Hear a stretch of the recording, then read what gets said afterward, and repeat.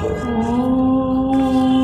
सहना भवतु सहनो भुनक्तु सह वीर्यं करवावहै तेजस्विनावधीतमस्तु मा विद्विषावहै। ॐ शान्ति शान्ति शान्तिः। ॐ असतो मा सद्गमय तमसो मा ज्योतिर्गमय मृत्योर्मामृतंगमय। ॐ शान्ति शान्ति शान्तिः। ॐ स्थापकाय च धर्मस्य सर्वधर्मस्वरूपिणे अवतारवरिष्ठाय रामकृष्णाय ते नमः। जननीं शारदां देवीं रामकृष्णं जगद्गुरुं पादपद्मे तयो श्रित्वा प्रणमामि मुहुर्मुहुः। नमः श्री अतिराजाय विवेकानन्दसूरये सच्चित्सुखस्वरूपाय स्वामिने तापहारिणे। गुरुर्ब्रह्मा गुरुर्विष्णु गुरुर्देव महेश्वर गुरुरेव परं ब्रह्म तस्मै श्री गुरवे नमः। আপনাদের সকলের অন্তরস্থ ঈশ্বরকে অত্যন্ত ভক্তিপূর্বক অভেদভাবে নমস্কার নমস্কার নমস্কার। নারদীয় ভক্তিসূত্র আমাদের আলোচনার বিষয়। এখানে নারদ ঋষি আমাদের ভক্তি বিষয়ে উপদেশ দিচ্ছেন। প্রথম সূত্রে আমরা জেনেছিলাম যে এই জন্য ভক্তির বর্ণনা করা হচ্ছে প্রথম সূত্রে। দ্বিতীয় সূত্রে বলা হয়েছে যে এই যে ভক্তি, এটা কি ঈশ্বরের প্রতি, ভগবানের প্রতি অপরিসীম যে ভালোবাসা, প্রেম, সেটাই হচ্ছে ভক্তি। তৃতীয় সূত্রে বলা হচ্ছে যে এই ভক্তি কীরকম। এই ভক্তি হচ্ছেন অমৃত স্বরূপা, অবিনাশী, অর্থাৎ পার্থিব ভালোবাসার মতো কিন্তু এটি পরিবর্তনীয় নয়। তার মানে এটি হচ্ছে অপরিবর্তনশীল এবং অবিনশ্বর, এর কখনো নাশ হয় না। এই ভক্তি লাভ করে কি হয় সেই ফল বর্ণনা করা হয়েছে চতুর্থ সূত্রে। যে ভক্তি লাভ করে ভক্ত পূর্ণ মনস্কাম হন, তার সমস্ত উদ্দেশ্য সিদ্ধ হয়ে যায়, সে অমরত্ব লাভ করে দিব্য হয়, আর কি হয়, চির পরিতৃপ্ত হয়। এই বিষয়ে আমাদের বিস্তৃত ব্যাখ্যা হয়ে গেছে। আজকে পঞ্চম সূত্র থেকে আলোচনা হবার কথা। সেই 5 নম্বর সূত্রতে বলা হচ্ছে यत् प्राप्य न किंचित वांछति न शोचति न द्वेष्टि न रमते नोत्साही भवति। आरेकबार, यत् प्राप्य न किंचित वांछति न शोचति न द्वेष्टि न रमते नोत्साही भवति। এই ভক্তির বিষয়ে যে যৎ অর্থাৎ যে বস্তু, প্রাপ্য অর্থাৎ প্রাপ্ত হয়ে, কিঞ্চিত অপর কোনো বস্তুই না বাঞ্ছতি আকাঙ্ক্ষা করেন না, অর্থাৎ ঈশ্বর প্রেম লাভ করে তিনি আর অন্য কোনো কিছুই আকাঙ্ক্ষা করেন না। না শোচতি, কোনো কিছুর জন্য তিনি শোক করেন না, দুঃখ অনুভব করেন না। না দ্বেষ্টি, অর্থাৎ বিদ্বেষ পরায়ণও হন না, কারোর প্রতি তার কোনো বিদ্বেষ ভাব থাকে না। না রমতে, আবার দ্বেষ না থাকে, তাহলে তিনি আনন্দ করেন যদি এরকম মনে হয়। আনন্দে তিনি উৎফুল্লও হন না। ন রমতে, আনন্দে তিনি একেবারে সেই উৎফুল্লিত হয়ে একদম যেন একটা উচ্ছ্বাস ভাব তাকে আচ্ছন্ন করে, এরকমও নয়। না উৎসাহী ভবতি, অন্য কোনো বিষয়ে তিনি আগ্রহান্বিত হন না, অর্থাৎ অন্য কোনো বিষয়ে তার কোনো আগ্রহ থাকে না, আগ্রহী হন না। এর অর্থ হলো যে বস্তু লাভ করার পর ভক্ত অন্য কোনো বস্তু কামনা করেন না। তার মানে সেই বস্তুটি কেমন বস্তু? যেই বস্তুটি লাভ করে ভক্ত আর অন্য কিছু কামনা করেন না।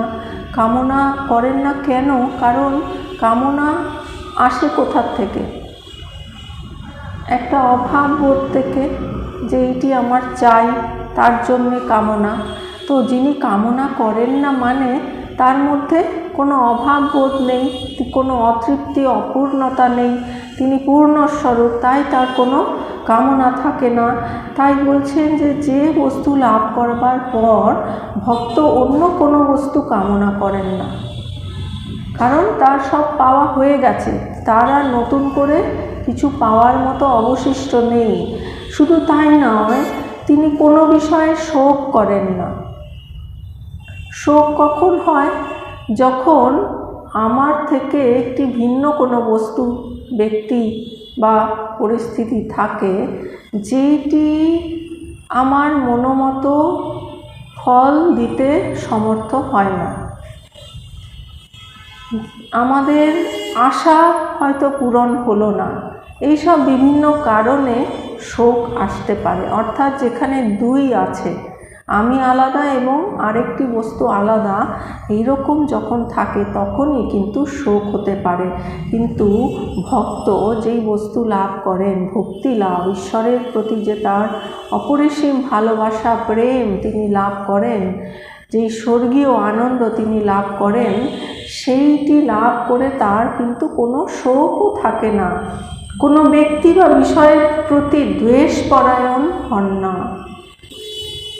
আমাদের কি হয় যে মনোমতো কিছু যদি না হয়, আমার মনোমতো যদি আমার সামনে যিনি আছেন তিনি ব্যবহার না করতে পারেন, তাহলে কি হয়, আমাদের তার প্রতি একটা দ্বেষ ভাব চলে আসে, অপছন্দের ভাব চলে আসে, সেটা আমরা চাই না, এরকম একটা ভাব চলে আসে। কিন্তু যিনি ভক্তি লাভ করেছেন, ঈশ্বরের প্রতি যার সেই ভালোবাসা এসেছে, দিব্য প্রেম, তিনি কিন্তু কোনো বিষয়ের প্রতি একটুও দ্বেষ পরায়ণও হন না, কোনো কিছুতে আনন্দ উৎফুল্ল হন না। দ্বেষও যেমন নেই, আবার অনুরাগও নেই। অনুরাগ বা আকর্ষণ, রাগ যেটাকে বলা হয়, রাগ, রাগ মানে অনুরাগ, অনুরাগ বা আকর্ষণ বা আসক্তি এগুলোও নেই, আবার দ্বেষ ভাবাপন্ন তিনি নন, অর্থাৎ রাগ দ্বেষবিহীন তিনি। তো এবং কোনো কর্মের জন্য আগ্রহ বোধ করেন না। এগুলো হচ্ছে সব লক্ষণ। আর কি, যে আচ্ছা তিনি রাগ রহিত, দ্বেষ রহিত, তাহলে তিনি কর্মে উৎসাহ হন, কর্মে তার আগ্রহ থাকে না? তাও না, কোনো কর্মেও তার কোনো আগ্রহ থাকে না। এই মন্ত্রে, এই সূত্রের ব্যাখ্যায় বলছেন, এতক্ষণের আলোচনায় আমরা দেখেছি যে একবার এই ভালোবাসার আস্বাদ লাভ করলে তার তুলনায় এমন কোনো বস্তু নেই যা পাবার বাসনা জাগতে পারে। এই প্রেমটা এতই পূর্ণস্বরূপ, যেটা পেয়ে গেলে আর অন্য কোনো কিছুর কোনো আকাঙ্ক্ষা, কোনো কম ভাব থাকে না। তাই কি হয় যে এই ভালোবাসার একবার যিনি স্বাদ অনুভব করেছেন, এই ভালোবাসার আস্বাদন যিনি একবারও করেছেন, তার কাছে কি হয়, সেই যে ঈশ্বরের প্রতি অনুরাগ, তার যে উৎকর্ষতা, তার তুলনায় অন্য সমস্ত বস্তু অতি নিকৃষ্ট। অন্য সমস্ত কিছুই, জাগতিক যে কোনো বস্তু, ব্যক্তি, সম্পর্ক, যে কোনো জিনিসই কিন্তু অনেক নিম্ন স্তরের, অনেক ছোট বস্তু, সেই জন্য কোনো বস্তুই নেই যেটি তার পাবার আকাঙ্ক্ষা হতে পারে, তাকে তার মধ্যে বাসনা জাগাতে পারে, কারণ তিনি শ্রেষ্ঠ জিনিসটি পেয়ে গেছেন। শ্রেষ্ঠ ব্যক্তি শ্রেষ্ঠ জিনিস পেয়ে গেছেন, তারপরে তিনি কি আর নিকৃষ্ট বস্তু চাইবেন? তার কি কখনো আকাঙ্ক্ষা হবে? এই অভিজ্ঞতার কাছে অন্য সব অভিজ্ঞতা ম্লান হয়ে যায়। এই যে ঈশ্বরের প্রতি যে পরম প্রেম ভক্তি, এর যে অনুভূতি, তার কাছে অন্য সমস্ত কিছুই অতি ম্লান, অতি ফিকে। এই অপরিসীম, অন্তহীন, হ্রাস বৃদ্ধিহীন আনন্দের কাছে অন্য যে কোনো আনন্দই কিন্তু তুচ্ছ। তাহলে এই ভালোবাসাটা, ঈশ্বরের প্রতি ভালোবাসাটা কীরকম, আর জাগতিক ভালোবাসাটা কীরকম? ঈশ্বরের প্রতি যে ভালোবাসা সেইটি কীরকম? অপরিসীম, তার কোনো সীমা পরিসীমা করা যায় না। আর কি? অন্তহীন, তার কোনো শেষ নেই, অন্ত নেই, অর্থাৎ অসীম, অনন্ত। আর কি? হ্রাস বৃদ্ধিহীন, অর্থাৎ সেই ভালোবাসাটা কীরকম? একদম সমরসপূর্ণ। সেখানে ওই ভালোবাসাটা কখনো বেড়েও যায় না, আবার কখনো কমেও যায় না। জাগতিক ভালোবাসার ক্ষেত্রে আমরা দেখি কি, ধরুন কোনো পুত্র স্বাভাবিকভাবে পিতামাতার কাছে অত্যন্ত প্রিয়। পুত্র কোনো একটা ভালো কাজ করে এলো, তখন পিতামাতার কি হয়? বুকের ছাতিটা যেন 36 থেকে ফুলে গিয়ে 42 ইঞ্চি হয়ে গেল, আর খুব খুশি, খুব তাকে আদর যত্ন প্রশংসা অন্যদের কাছে বলা, হ্যাঁ ও এই করেছে, এই ভালো করেছে, খুব একটা যেন তার মানে আগ্রহটা অনেক বেড়ে গেল, তার উৎসাহ বেড়ে গেল। অর্থাৎ এগুলো হচ্ছে সব অনুরাগের চিহ্ন। আর ধরুন ওই একই ছেলে কোনো একটা খারাপ কাজ করে এলো, তখনই কি হলো? তার প্রতি সেই ভালোবাসা সেইটা আর নেই, তখন সেই ভালোবাসাটা যেন কমে গেল, তাই না? সমান কি থাকলো? ভালো কাজ করে এলো তখন বেড়ে গেল, আবার খারাপ কাজ করে এলো তখন কমে গেল। তার মানে জাগতিক ভালোবাসাটা কীরকম? হ্রাস বৃদ্ধিযুক্ত, কখনো বেড়ে যায়, কখনো কমে যায়। আসলে কিন্তু ভালোবাসা এটা প্রকৃত ভালোবাসা নয়। যেটি প্রকৃত ভালোবাসা, যেটি ঈশ্বর প্রেম, প্রকৃত ভালোবাসা কিন্তু একমাত্র ঈশ্বরের সঙ্গেই সম্ভব। আর জাগতিক কোনো ভালোবাসা কিন্তু সেটা আসক্তিরই পরিণাম। আসক্তি যেখানে থাকে, অর্থাৎ মোহ বা অ্যাটাচমেন্ট, সেখানেই কখনো সেটি বাড়ে, কখনো সেটি কমে যায়। আর যখন ভালো মনোমতো কাজ করলো তখন সেটা বেড়ে গেল, আর মনোমতো না হলেই সেটা কমে গেল। তো হ্রাস বৃদ্ধিযুক্ত জাগতিক ভালোবাসা। তাহলে আমরা যদি নিজেদেরকে পরীক্ষা করি, নিজের অন্তরে ঝাঁকি মেরে দেখি যে আমি কি, আমার ভালোবাসাটা কীরকম, আমার স্ত্রী পুত্র কন্যা তাদের প্রতি, আত্মীয় পরিজনদের প্রতি আমার ভালোবাসাটা কীরকম, সেটা কি বাড়ে কমে না একই রকম থাকে? যদি বাড়ে কমে তাহলে বুঝতে হবে যে সেটা কিন্তু ভালোবাসা নয়, সেটা হচ্ছে আসক্তি।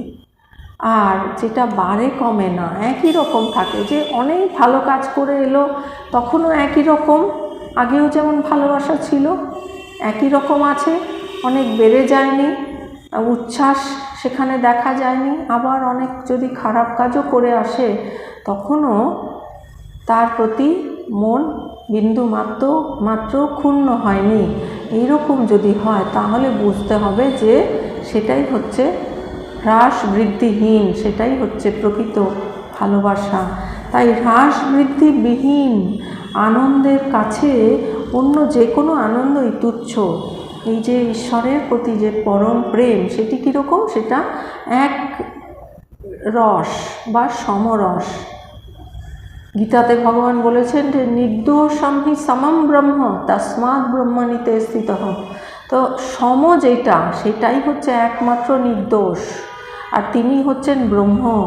ঈশ্বর, ভগবান যাই বলুন, তো তিনি একমাত্র সম, অর্থাৎ হ্রাস বৃদ্ধিহীন, আর বাকি সবই হচ্ছে বিষম, সেটার মধ্যে হ্রাস বৃদ্ধি হয়। তো সেই জন্য কি বলা হচ্ছে, ভগবান বলছেন যে তস্মাৎ ব্রহ্মণিতে স্থিত, সেই জন্য তুমি ব্রহ্মে স্থিত হও। এখানে ঈশ্বরের প্রতি পরম প্রেম মানে ঈশ্বরে স্থিত হওয়া।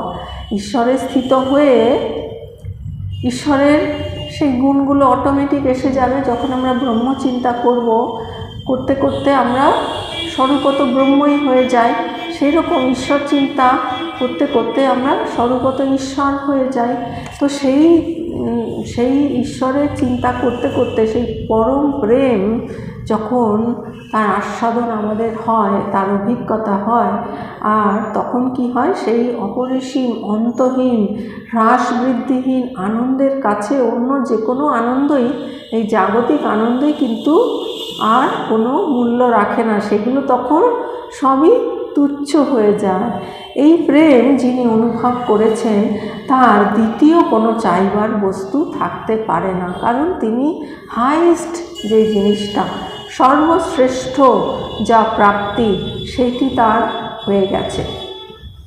সেই জন্য তার কাছে আর দ্বিতীয় বস্তু চাইবার কোনো অবকাশই থাকে না, বা তার কাছে তার কোনো আকাঙ্ক্ষাই হয় না। তিনি তাই কোনো কিছুর জন্য দুঃখও করেন না, দুঃখও হয় না। আমাদের দুঃখ হয় কেন? দুঃখ হয় অজ্ঞানতার কারণে। প্রথম কারণ হচ্ছে যে আমি কে স্বরূপত আমার প্রকৃত পরিচয় ভুলে গেলেই তখন এই শরীরকেই আমি বলে মনে করে ফেলি আমরা। আর তারপরে এই শরীর যেই মনে করলাম, অমনি আমার নানান রকম ইচ্ছা এসে গেল। সেই ইচ্ছা পূর্ণ হলে তখন আনন্দ, আর পূর্ণ না হলে তখনই দুঃখ। তো এই যে যিনি সেই পরম প্রেম আস্বাদন করেছেন, তিনি তো পূর্ণের সংস্পর্শে এসে পূর্ণই হয়ে গেছেন। তাই তার মধ্যে আর কোনো অপূর্ণতা নেই, আর তার মধ্যে কোনো অজ্ঞানতা নেই। অজ্ঞানতা না থাকবার ফলে তার মধ্যে কোনো দুঃখও থাকে না। কোনো কিছুর জন্যই তিনি দুঃখ করেন না, কারণ কোনো বস্তুর প্রতি তার বিরূপতাও নেই, আকর্ষণও নেই। কোনো বস্তুর প্রতি তার আকর্ষণও নেই আর বিরূপতাও নেই, কারণ তিনি সেই সমভাবে প্রতিষ্ঠিত হয়ে গেছেন। কোনো বিশেষ কর্মের জন্য তিনি কোনো উৎসাহ বোধ করেন না, তাহলে তার মধ্যে কোনো দুঃখও হয় না, আবার তিনি আনন্দেও একেবারে উৎফুল্লিত হন না। তাহলে তার মধ্যে কোনো বিরূপতাও থাকে না, রাগও থাকে না, দ্বেষও থাকে না, বিরূপতাও থাকে না, কোনো আকর্ষণও থাকে না। তাহলে কি তার মধ্যে কর্মের জন্য উৎসাহ দেখা যায়? না, বলা হচ্ছে যে কর্মের জন্য কোনো উৎসাহ তিনি বোধ করেন না। এটা খুব চিন্তা করে দেখবার বিষয়, তাই না? যে কর্মের জন্য তিনি কেন কোনো উৎসাহ বোধ করেন না। সত্যি তো, যখন আমাদের চরম ইচ্ছা পূর্ণ হয়ে যায়, তখন আর কোন বিষয়ে আমাদের নতুন করে আগ্রহ জাগতে পারে?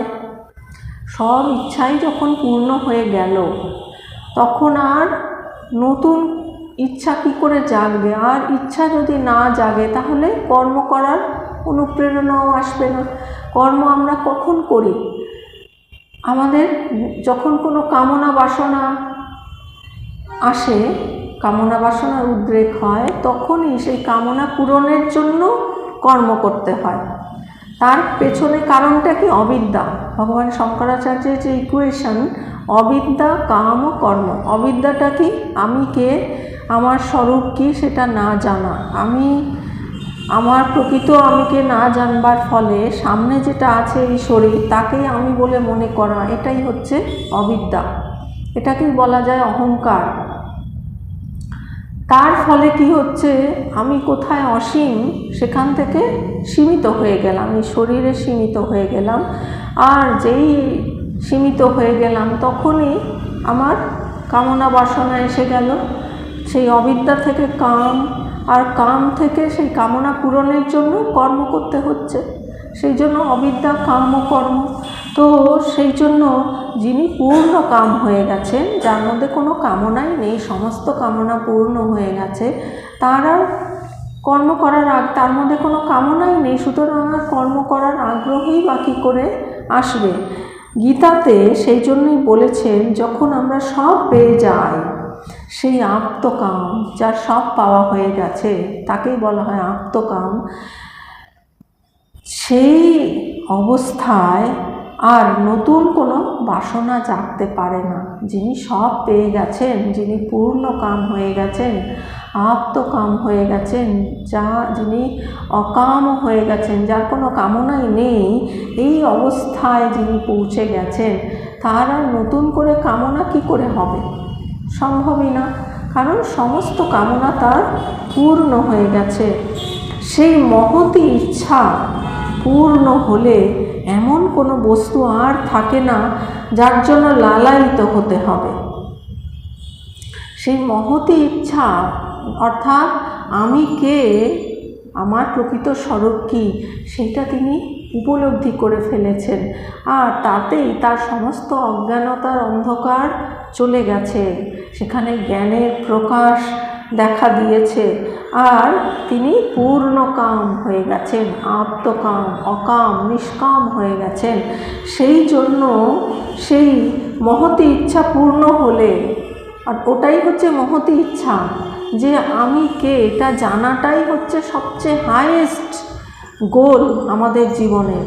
ওটাই হচ্ছে জ্ঞান, আত্মজ্ঞান লাভ বা ব্রহ্মজ্ঞান লাভ। সেইটাই হচ্ছে জীবনের শ্রেষ্ঠ প্রাপ্তি, সবচেয়ে উচ্চ প্রাপ্তি। এই বিশ্ব ব্রহ্মাণ্ডের মধ্যে এটাই হচ্ছে হাইয়েস্ট স্থিতি। সেইখানে যিনি পৌঁছে গেছেন, অর্থাৎ সেই মহতী ইচ্ছা যার পূর্ণ হয়ে গেছে, তখন এমন কোনো বস্তু আর থাকে না যার জন্য লালায়িত হতে হবে। তার সব পাওয়া হয়ে গেছে, আর অবশিষ্ট কোনো বস্তুই নেই যার জন্য তিনি কোনো আকাঙ্ক্ষা করবেন। পূর্ণ মনোরথ ব্যক্তির আর কি ইচ্ছা অপূর্ণ থাকতে পারে? যার সমস্ত কামনা পূর্ণ হয়ে গেছে, তার আর অন্য নতুন কোনো কামনা বা অপূর্ণ কামনা এরকম থাকার কোনো সম্ভাবনাই নেই। তারপরের কথা, ভক্ত শোক করেন না।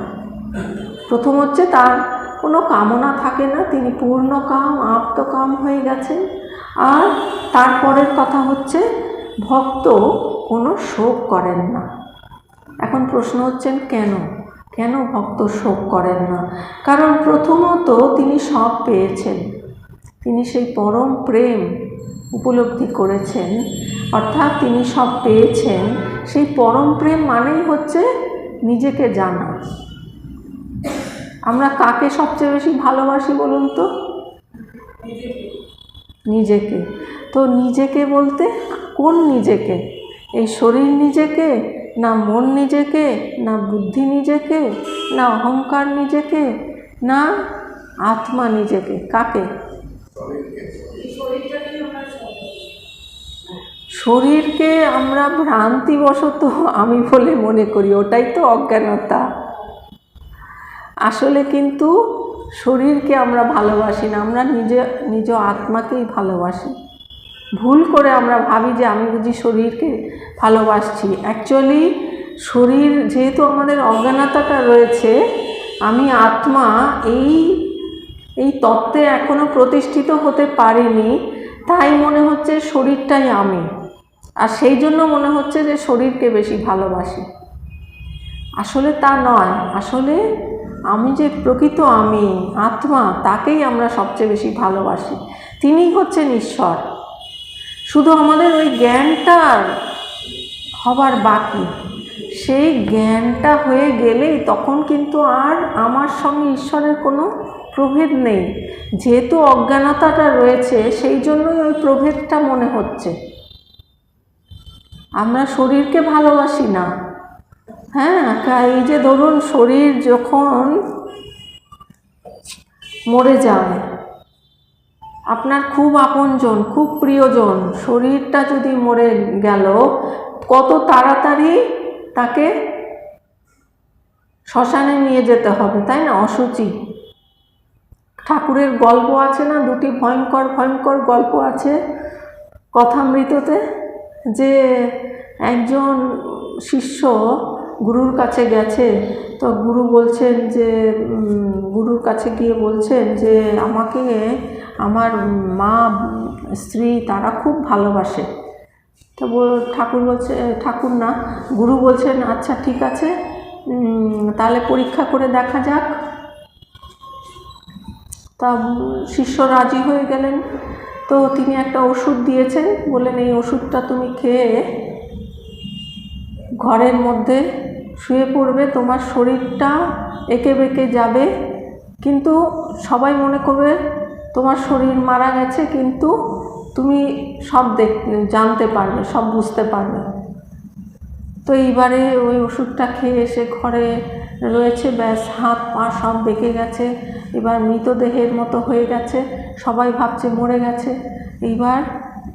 এবার বার করবে, দরজা দিয়ে বেরোচ্ছে না, এঁকে বেঁকে গেছে, তো দরজা দিয়ে বেরোচ্ছে না। তার স্ত্রী খুব কাঁদছে, মা খুব কাঁদছে। তারপরে বলছে যে তাহলে এটা তো বার করা যাচ্ছে না শরীরটা, তাহলে দরজাটা কাটতে হবে, দরজাটা ভাঙতে হবে। তখন তার স্ত্রী কান্না থামিয়ে দিয়ে বলছে যে ওর তো যা হওয়ার হয়েই গেছে, এবার দরজাটা যদি ভেঙে ফেলা হয় তাহলে আবার তৈরি করবে কে? বরঞ্চ ওর শরীরটাই কেটে বার করো। এটা একটা গল্প। আর আরেকটা গল্প হচ্ছে যে এই ধরনেরই, যে ওই রকমই বলেছে যে খুব মারা গেছে, যে ওষুধটা খেলে তুমি মনে করবে সবাই মারা গেছে, আর কিন্তু তোমার জ্ঞান থাকবে। তো এইবার স্ত্রী মা খুব কাঁদছে। তখন কি করে বাঁচানো যায়? একজন বদ্যি এসে বলল যে ঠিক আছে, একটা উপায় আছে, সেটা হচ্ছে এই ওষুধটা একজনকে, যে খুব আপনজন, হ্যাঁ, তাকে খেতে হবে, খেলে এ বেঁচে উঠবে, কিন্তু যে খাবে সে কিন্তু মারা যাবে। তো আপনারা তো এত কাঁদছেন, এত আপনারা আপনজন, তাহলে মারা গেলে কি অসুবিধা, তাই না? তখন তার মাকে দিতে চাইছে যে এটা আপনি নিন, তাহলে আপনার এত শোক হচ্ছে, এটা খান, তাহলে উনি বেঁচে উঠবেন। তখন তিনি কাঁদতে বলছেন যে আমার তো আরও ছেলেরা আছে, তাদেরকে কে দেখবে, বলে তিনি আর খেলেন না, আর স্ত্রীও খেলেন না। তাহলে এইখান থেকেই বোঝা যায় যে কতটা আমাদের ভালোবাসাটা প্রকৃত ভালোবাসা। ঠিক সেই রকম আমাদের শরীরকে আমি বলে যদি আমরা মনে করি, এইটা বিচার করতে হবে যে যদি এটা আমি হতাম তাহলে এই শরীরকে সঙ্গে নিয়ে আমরা চলে যেতে পারতাম, তাই না? কিন্তু তা কি হয়? শরীরকে কি আমরা সঙ্গে নিয়ে যেতে পারি? তার মানেটা কি? এটাও তো আমার নয়, সেটা আমি তো আরও পরের স্টেপ, আগে তো আমার। যদি এটা আমার হতো, শরীরটা যদি আমার হতো, তাহলে তো এটা আমি সঙ্গে করে নিয়ে যেতে পারতাম। যেটা আমারই নয়, সঙ্গেই আমি নিতে পারছি না, তাহলে সেটা আমি কি করে হব, তাই না?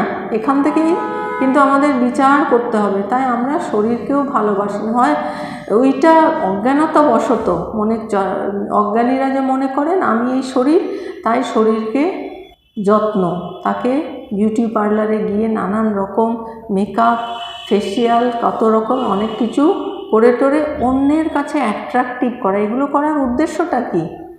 যে আমাকে আরও কি করে সুন্দর দেখাবে, অন্যের কাছে আকর্ষণ, নিজেকে আরও আকর্ষিত করে তোলা। কিন্তু এই শরীরের ওইভাবে ব্যবহারটা কিন্তু আমাদের শাস্ত্র বলেন না। শাস্ত্র আমাদের কি বলেন? যে আমাদের শরীরটা কেন দেওয়া হয়েছে? এই শরীরটা দিয়ে আমরা সেই জ্ঞান লাভ করতে পারি। সেই জন্যই এই শরীরের যত্ন, এই শরীরের প্রয়োজন। সেই মহৎ উদ্দেশ্যের জন্য আমাদের জীবন, এই মনুষ্য জীবন কত দুর্লভ। ভগবান শঙ্করাচার্য বলছেন যে মনুষ্যত্বম মুমুক্ষুত্বম মহাপুরুষ সংশয় হয়, এই তিনটি জিনিস সবচেয়ে দুর্লভ। তো এই তিনটি পেয়েও যদি আমরা সেই ঈশ্বর লাভ, জ্ঞান লাভের চেষ্টা না করি, তাহলে জীবনটা বৃথাই চলে গেল। জীবনের উদ্দেশ্যের দিকেই আমরা অগ্রসর হলাম না, তাহলে তো জীবনের কি মূল্য হলো? অন্য জীবজন্তুর মতো জন্মালাম, খেয়ে দিয়ে আবার মরে গেলাম, তাতে কি লাভ হলো? কোনো উন্নতি কিছুই হলো না। তো সেই জন্য যে এইরকম যিনি ব্যক্তি, যার সেই পরম প্রেম অর্থাৎ তিনি নিজেকে জেনেছেন যে ঈশ্বরের সঙ্গে অভিন্ন, এইরকম যিনি সেই অভিন্নতা অনুভব করেছেন, তার ফলে তার সমস্ত কামনা পূর্ণ হয়ে গেছে, তার সমস্ত ইচ্ছা পূর্ণ হয়ে গেছে। মহতী ইচ্ছা যে আমি যে ঈশ্বরের সঙ্গে অভিন্ন, এটা অনুভব করা, এটাই হচ্ছে সবচেয়ে শ্রেষ্ঠ মহতী ইচ্ছা। সেটাও যখন পূর্ণ হয়ে গেছে, তাহলে আর তিনি কোনো কিছুর প্রতি, জগতের কোনো কিছুর প্রতি তার কোনো আকর্ষণই থাকে না। তিনি কোনো কিছুর জন্যই লালায়িত হন না। এইরকম যিনি ব্যক্তি, তার অপূর্ণতা কি করে থাকবে? থাকা সম্ভবই না। আর তারপরের কথা হচ্ছে, তিনি কোনো কিছুর জন্য শোক করেন না। কেন করেন না? কারণ প্রথমত তিনি সব পেয়েছেন। শোক আমরা কখন করি? যে আমরা আমাদের কাঙ্ক্ষিত বস্তুটা পেলাম না, তাই না? তার জন্য আমাদের শোক হয়। তো তিনি তো সব পেয়ে গেছেন, সেই জন্য তার শোকও হয় না। দ্বিতীয়ত, তিনি যা পেয়েছেন তার হারাবার ভয় নেই। একটা হচ্ছে পাওয়ার জন্য, না পেলে শোক, আর